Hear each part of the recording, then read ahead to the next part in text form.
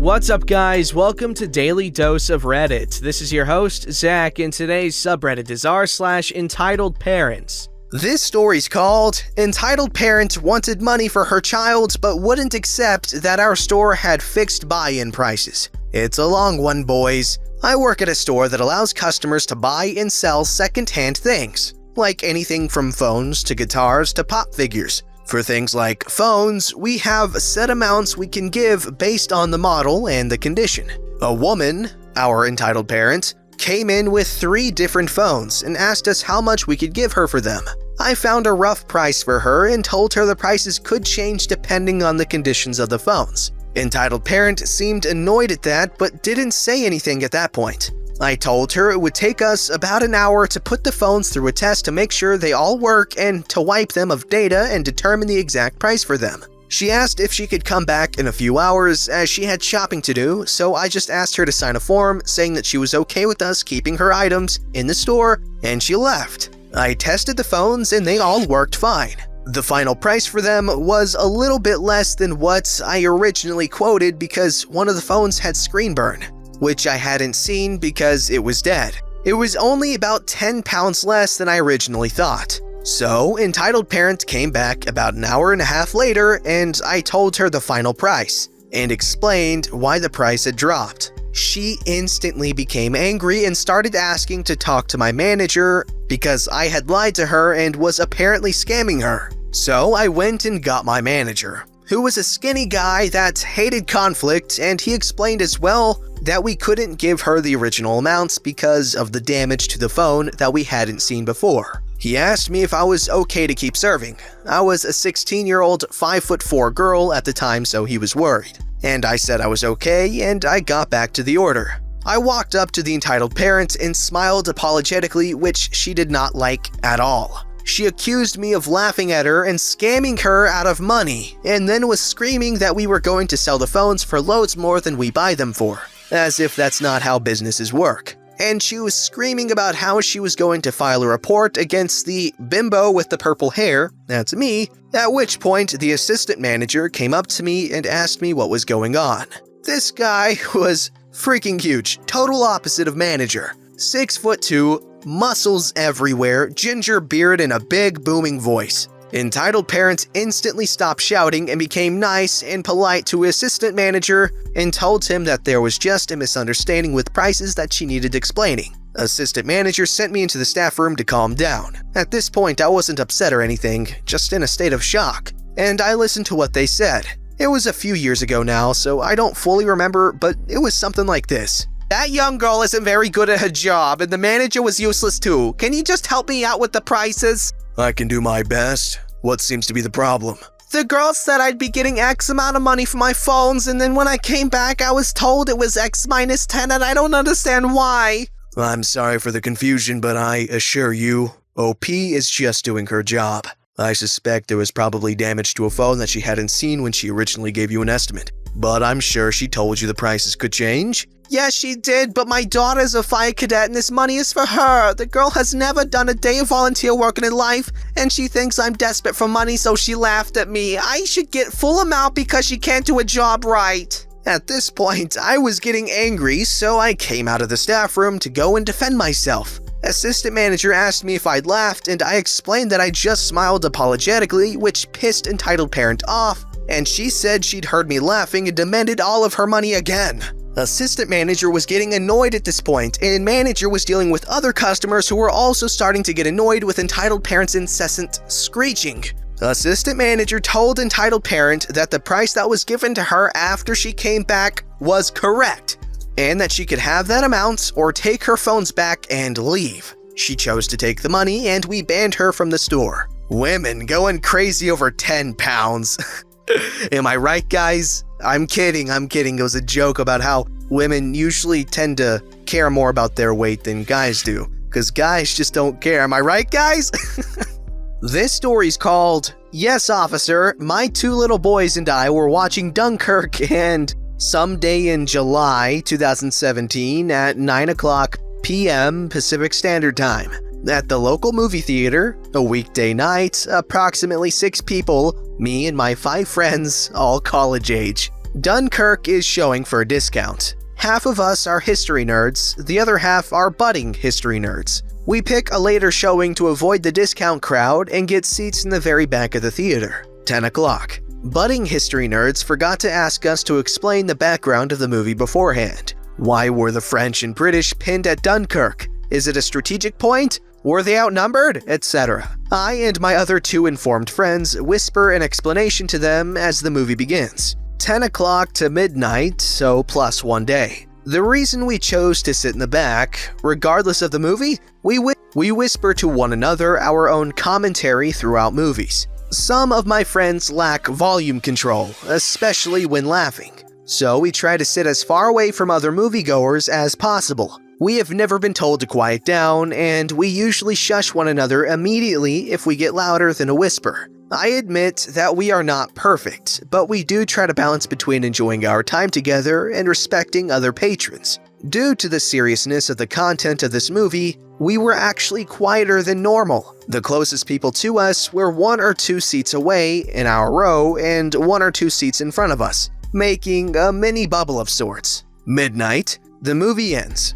4 friends beeline to the bathroom. I and friend number 1, who I will call Actual Weeb, collected our and our friends' trash. We walk into the lobby to wait for the others. A woman, who I will call Karen, is speaking very loudly to the security guard/officer, who I will call Asian Paul Blart, which almost sounded like yelling since we were the last theater to finish for the night and the lobby was practically empty. She has 2 young boys with her, no more than 10 years old, probably under 8. As soon as she sees us, she raises her voice. "It was them and all their little friends." Actual Weeb and I look at one another, unsure and waiting for Asian Paul Blart to say something to us. He begins to speak, but Karen interrupts them. "They were loud and ruined the movie for me and my sons. I demand you give me a refund." I ask Actual Weeb if she and her kids were sitting near us. He says they might have been in the same row further down, but it was hard to remember because movie theaters are dark and she didn't say anything to us the entire movie. Asian Paul Blart turns back to her, attempting to pacify her.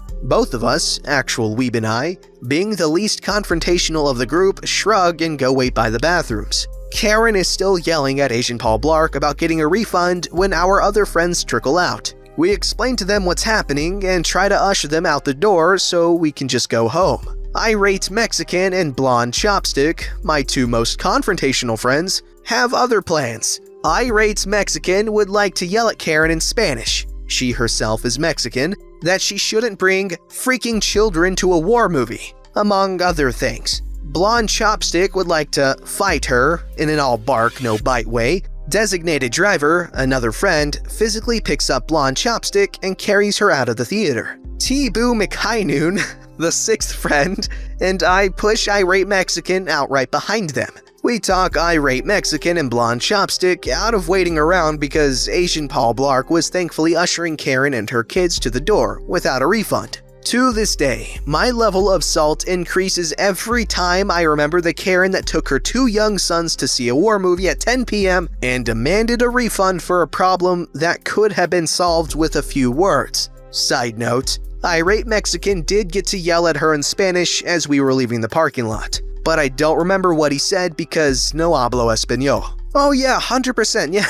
Talk to your friends during the movies as long as you're quiet and as long as, they're not getting annoyed by you talking to them. I personally love talking during movies. I mean, I don't do it loud and I'm quiet when I need to be, but if I'm with people that enjoy it too, I like, pointing things out and discussing things. This story's called Korean Karen Says I'm a Traitor to My Country for Reading a Japanese Manga. Background. Just in case anyone didn't know, Japanese and Korea hate each other. Korea hates Japan for not admitting to what they did during the Japanese occupation of Korea, and Japan hates Korea for not moving on and using the past as an excuse to hate Japan. With the recent Korea-Japan trade war going on, I'd suggest to Google this, but it's a mess. The 2 countries can't stand one another. Me, a Korean man living in the US as a citizen, can't give 2 craps about the whole thing, and kinda like to watch the 2 nations flame one another. Here's the cast.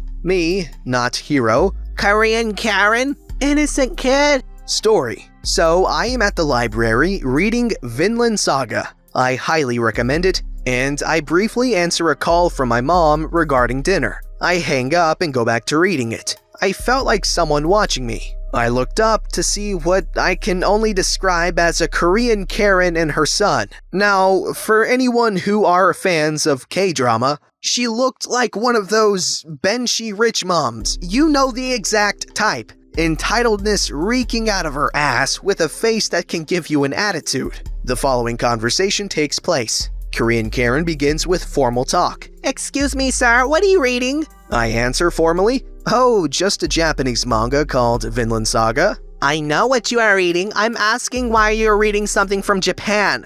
"Because I like it." "Why though? Why are you supporting Japan?" "What do you mean?" Now speaking informally, she says, "Are you daft? They treated us horribly during the war and is currently trying to make Korea look bad." For those of you who didn't know, informal talks in Korea are only allowed between close friends. It's considered rude to talk informal to strangers, bosses, and elders. Me still talking formally but getting annoyed. And what does that have to do with reading my manga? "You are a traitor to your country. You took a pledge of allegiance." I've been in the US for almost 16 years. I am a US citizen and have taken a new oath. "How dare you talk back to me? I am older and wiser than you. You should respect and listen to your elders." This is an excuse that Korean adults like to abuse. Now, really annoyed and dropping the formality, first off, I don't even know you and have no obligation to listen to you. Secondly, here in the US, respect is earned and goes both ways, not just for the elders.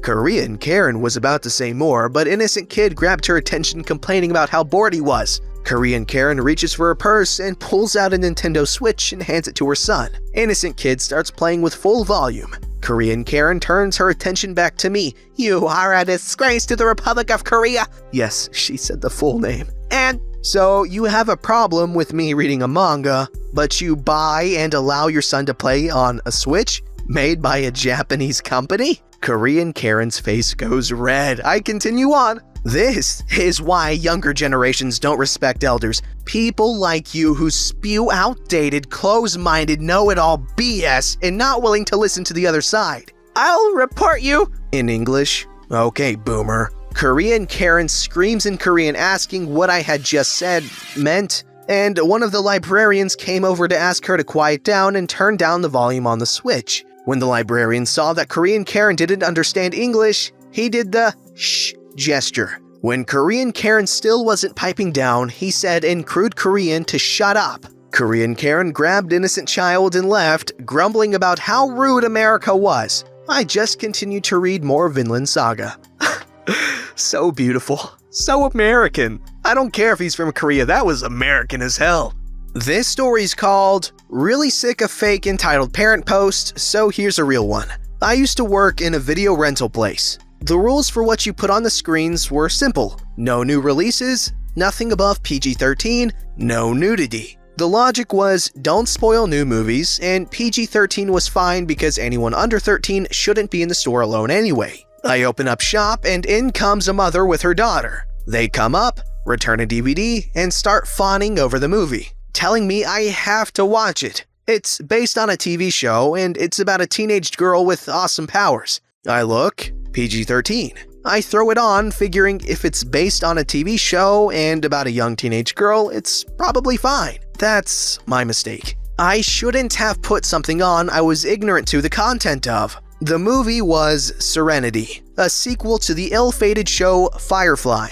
They leave, and in comes entitled mom and her two sons. They're in the store a few minutes when a scene came on that was kind of violent, with actors who look pretty scary. She comes stomping up to the counter and starts yelling at me to turn it off because her kids are scared. The two kids, probably early teen and a preteen, are behind her, embarrassed, insisting they aren't scared. I apologize profusely because I see her point, immediately shut it off, and explained our policy regarding ratings, not to excuse it, but to explain why I thought it was okay. They pick out their movies, I ring them out, apologizing the entire time. Give them their rentals for free, tell them to pick out some free candy, and credit her account for 2 free rentals on her next visit. She still leaves angry. The older kid turns to me before they walk out and mouths, "Sorry," behind his mom's back. I want to be clear. None of that makes her entitled. The scene wasn't all that bad, but she was within her right to complain. The next day I show up to work and my boss pulls me in the back. He starts asking me what the hell I put on yesterday. I told him. He tells me he got a call from an irate mother saying I put on a gore fest in front of her kids. She said it was a horror movie. It wasn't, and that the kids were up all night with nightmares. I doubt it, and she demanded I be fired. I asked him, did she tell you about the free rentals and candy I gave her as an apology, on top of the actual apologies I was doling out? Of course she didn't. She said I was smug and unhelpful and told her it wasn't against the rules. He gave her a month's free rentals while he was apologizing. He said it was all he could do to get her to stop demanding I be fired. Okay, fine. Boss leaves. Halfway through my shift, the phone rings. It's the district manager. She was just climbing up the ladder demanding I lose my job because of a 5-minute chase scene with scary-looking guys. This is what makes her entitled. I got chewed out by 2 bosses and nothing was good enough until I was gone. Never did I get fired though. I quit a few months later. This story's called Entitled Mother Demanding Gifts from My Aunt, Lose-Lose Situation. So my aunt is a very kind and generous type. She invites everyone she considers family to her parties and holiday events. I have so many not aunts because of this and have the best family events because of it. No more sad holidays full of fighting and hitting. One of the gals she invites over had twins last year and locks herself away from everyone else out of laziness. She uses her husband as an excuse. This is our entitled mother. She's been invited to every party this year. She lives just around the corner from my aunt too. A dozen events, a dozen excuses, and my aunt is done. She isn't going to invite her anymore. Entitled Mother has now sent a text saying what her little baby twins want for Christmas, expecting to get all those gifts from my aunt. My aunt has decided, no, that's not okay. She's been completely distant from the rest of the family and now has the gall to ask for a slew of presents for babies we have never even met? My aunt feels like this is a lose-lose situation. Entitled Mother will be angry at the one blanket being made for the twins, angry that she got nothing for the babies, or my aunt will be out of a lot of money wasted on a Christmas she isn't welcome to. This situation sucks and we're all angry about it. I'm sure the bimbo fit that will be thrown on Christmas Day will be amazing, but we'll see. I'll be over for that day and I might get to see some drama. You can't insert yourself into our lives whenever it conveniences you. Okay, first of all, I want to meet your aunt because I want someone like that in my life who throws parties all the time and invites me and there's Christmas cheer everywhere. I love Christmas, you know that? Because my family doesn't celebrate it, and so every time I get any sort of Christmas vibes into my life, I'm just, oh yeah, I listen to Christmas music all year round. Man, aunt, hit me up. Don't forget to like, subscribe, and hit that bell to never miss an episode.